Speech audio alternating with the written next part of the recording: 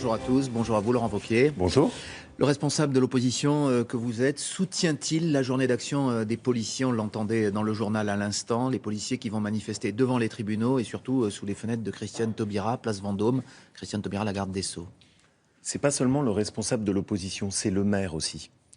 Je suis maire et je vois ce que donnent aujourd'hui sur le terrain les conséquences du laxisme pénal de Madame Taubira.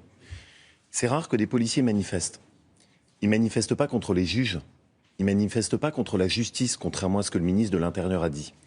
Ils manifestent contre la politique de Madame Taubira et contre le sentiment que Madame Taubira aujourd'hui sabote leur travail. Quand vous avez des policiers qui arrêtent des délinquants et qu'ensuite ils ne sont pas condamnés par la justice, c'est tout le moral de la police qui est sapé. Et donc oui, j'apporte tout mon soutien et tout notre soutien aux policiers qui en ont besoin parce qu'ils incarnent l'ordre public et le respect républicain. Monsieur Wauquiez, l'affaire qui a déclenché cette colère des policiers, on le sait, c'est ce braqueur en cavale qui a blessé grièvement un policier à Saint-Ouen récemment, il y a quelques jours. On sait que la sortie des détenus qui sont en prison, eh bien, elle se réfère, elle est faite en fonction de textes qui ont été votés en 2004, en 2008, à l'époque où la droite était au pouvoir. Est-ce que ce n'est pas un peu facile d'accabler la politique pénale du gouvernement actuel uniquement? Non, parce qu'il y a les textes, il y a l'esprit des textes, et il y a tout ce que Madame Taubira porte. Et il y a ce que décident les juges aussi, qui sont Exactement. libres d'appliquer les décisions qu'ils veulent. Mais foncièrement, l'idéologie, et Madame Taubira s'en cache pas, sur laquelle repose toute sa politique pénale, c'est de dire moins de délinquants en prison. Eh bien, je pense que c'est une erreur. Je pense que la place d'un délinquant, c'est en prison. Je pense que quand il y a moins de condamnations, c'est une mauvaise idée. Je pense que ce qu'elle a mis en place, la contrainte pénale, Elle ne s'applique pas pour les braqueurs, elle ne s'applique pas pour les terroristes présumés. Mais la réaction des policiers, elle n'est pas juste sur un fait divers, c'est un ensemble. Et leur sentiment, c'est qu'aujourd'hui, il n'y a plus assez de fermeté, il n'y a plus assez d'autorité. Et je crains que ce sentiment, les Français globalement le partagent. Dans ma région Rhône-Alpes-Auvergne, par exemple, il y a eu une très forte augmentation des actes de délinquance sur les TER. Je parlais avec des policiers qui interviennent sur les TER. Ils nous disent, quand nous on arrête quelqu'un, il n'y a quasiment jamais de condamnation à l'arrivée. C'est ça qui ne va plus. Encore une fois, ce sont les juges qui le décident.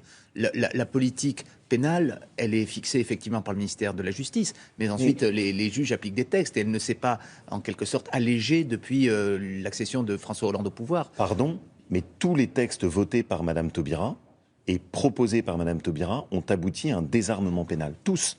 Ils sont tous allés dans la même direction. Il n'y a jamais eu autant de détenus dans les prisons françaises. Comment vous l'expliquez? Je pense que précisément ce qui nous manque aujourd'hui, c'est qu'on manque de places de prison. On doit construire des nouvelles places de prison. Mais vous allez bien la preuve que la politique n'est pas laxiste, comme vous le dites. Regardez tous les textes. Est-ce qu'on peut regarder les faits simplement? La contrainte pénale, ça consiste à quoi? Quelqu'un condamné à une peine de prison ne va pas en prison. C'est pas possible. Aujourd'hui, il ne faut pas définir la politique pénale en fonction du nombre de places de prison, ce que fait Madame Taubira. Il faut construire les places de prison dont on a besoin pour punir les délinquants. Et donc, je crois vraiment qu'on est au bout d'une politique portée par Madame Taubira.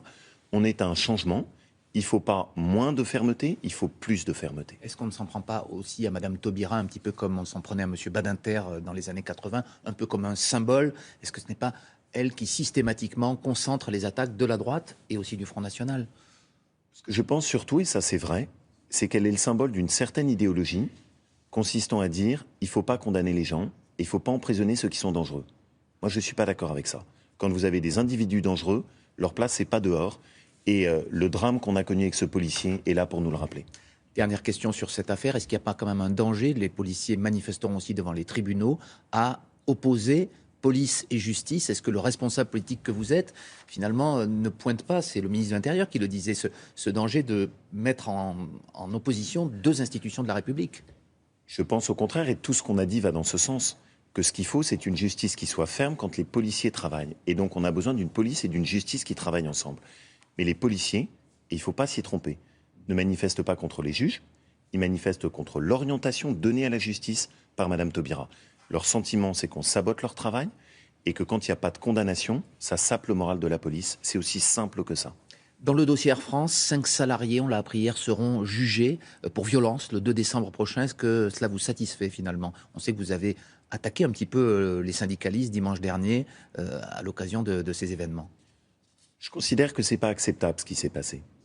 Je considère que ces images de quelqu'un obligé d'escalader une barrière avec la chemise déchirée, ce n'est pas acceptable.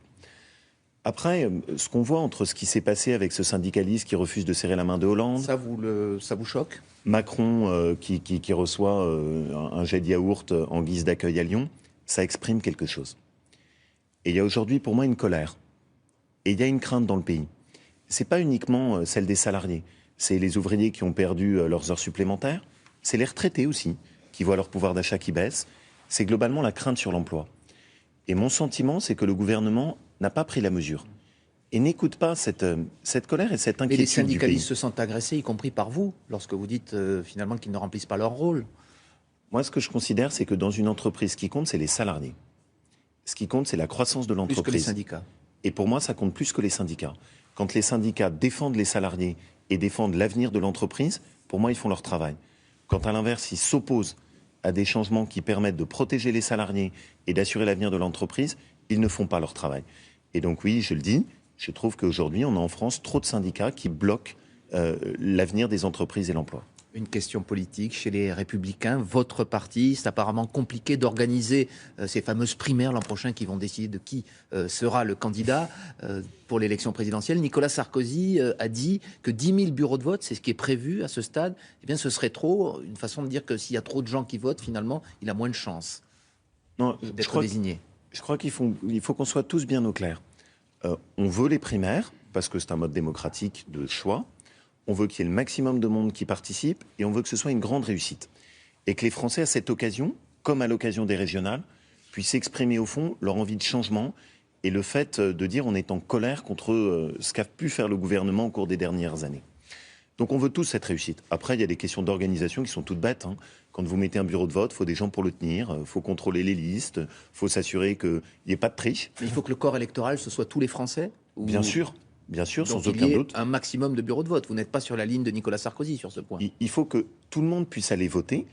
Et la ligne qui est défendue par Nicolas Sarkozy, c'est que ce soit un grand succès. Après, pour que ce soit un grand succès, il faut qu'on puisse l'organiser. Donc il y a des questions d'organisation, ni plus ni moins. Dernière question, qui serait selon vous aujourd'hui le meilleur candidat pour ramener vers les Républicains ceux qui sont tentés par le Front National? La première étape pour moi, c'est les régionales. Le 6 décembre, les Français voteront.